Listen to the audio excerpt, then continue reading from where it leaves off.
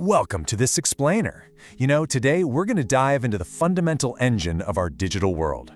We're going to take a calm, clear look at the steady, almost invisible force that has completely reshaped human civilization over the last half-century. It is literally the silent engine determining how we communicate, how we work, and even how we understand the universe around us. Now, I want you to imagine buying a computer today, and then discovering that just 2 years later, a new one is twice as powerful and half the price. Sounds crazy, right? Well, imagine that happening again and again for over 50 years. That is not some hypothetical scenario, it's the exact real-world pattern that repeated steadily for decades. It's the very reason computers went from being massive room-sized machines used only by governments to those sleek little smartphones we all carry around in our pockets today. To deeply understand how this all happened, here is our roadmap for today. 1. An extraordinary pattern. 2. Understanding exponential growth. 3. Shrinking to the nanoscale. 4. A self-fulfilling prophecy. And 5. The end of an era. Part 1. An extraordinary pattern. The 1965 observation. So the prediction behind this massive technological shift became known as Moore's Law. But here's the surprising part. It actually isn't a physical law of nature like gravity or thermodynamics. It was really just an observation. Back in 1965, an engineer named Gordon Moore just noticed something interesting happening in his industry. He saw that the number of transistors you could fit onto a computer chip was increasing at a really fast rate. And looking at that trajectory, he simply predicted that the trend would continue. Now, before we go too much further, let's make sure we clearly define our terms. What is a transistor? Well, basically, it's a tiny electronic switch. You can think of it as the fundamental building block of every modern computer, smartphone, gaming console, and massive data center. The logic is simple. The more of these microscopic switches you can pack onto a piece of silicon, the more work that chip can do. Seriously, everything your digital device does ultimately comes down to billions of these tiny switches just flipping on and off. About a decade after his initial observation, Moore's prediction was updated into the version most people know today. It goes like this. The number of transistors on a chip roughly doubles every 2 years.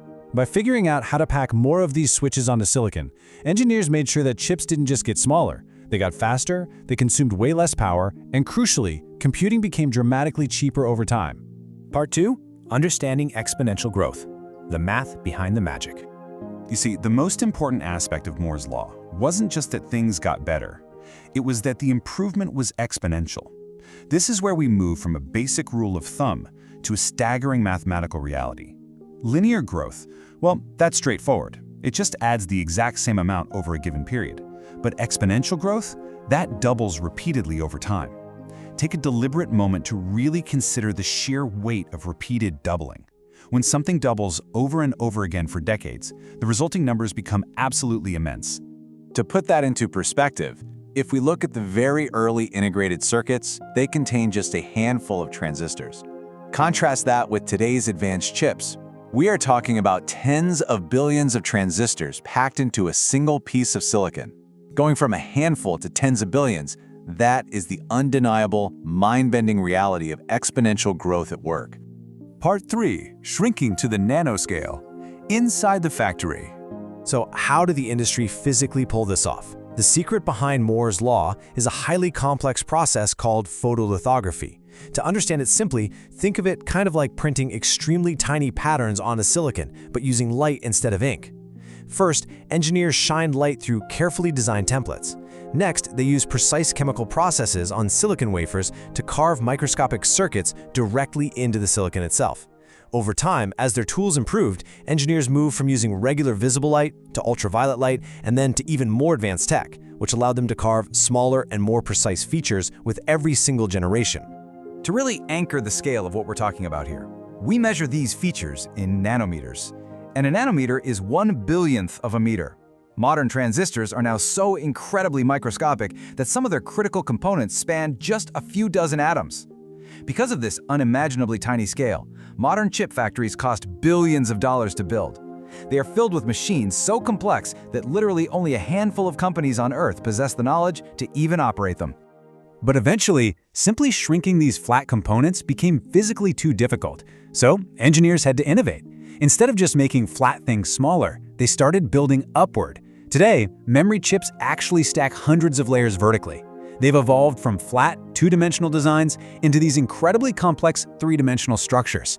This vertical stacking is exactly how engineers improved efficiency and kept progress moving forward, even when traditional scaling started pushing against its limits.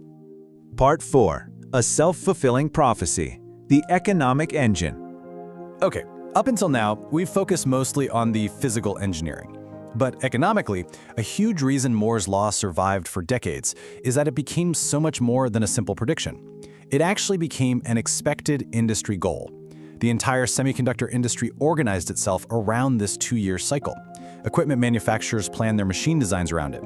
Investors confidently funded the billions of dollars needed for new factories, and engineers worked relentlessly to meet the deadline. It was, quite simply, a matter of survival.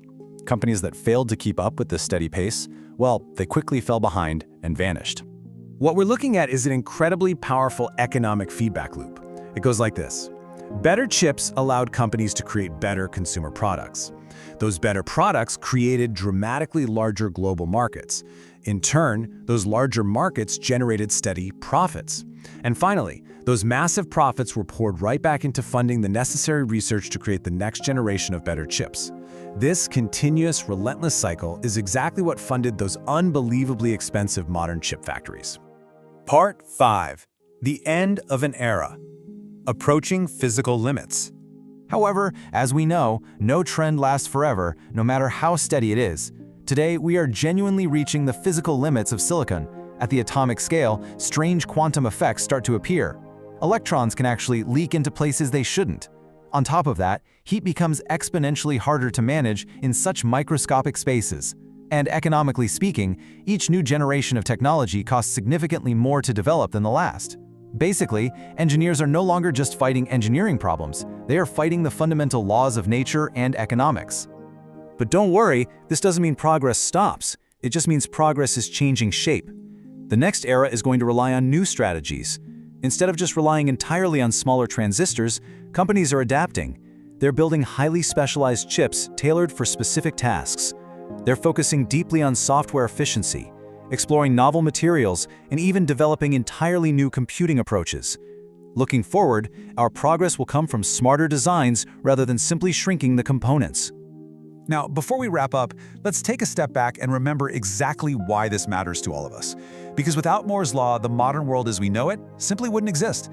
Decades of exponential computing growth made the internet practical and affordable. It gave us those powerful pocket-sized smartphones, cloud computing, and streaming media. It provided the immense computing power needed to simulate complex scientific data, to track GPS, and ultimately, it's what brought modern artificial intelligence to life. Which brings us to a really powerful summary of Moore's law's legacy. You know, the modern world wasn't built by a single sudden breakthrough. Instead, it was built by thousands of small improvements repeated over and over again until the impossible literally became ordinary. It's a profound testament to the civilization-reshaping power of consistent, sustained, exponential improvement over half a century. So that leaves us with a fascinating, somewhat provocative reality to ponder. We have lived through 50 years of almost guaranteed, predictable leaps in computing power.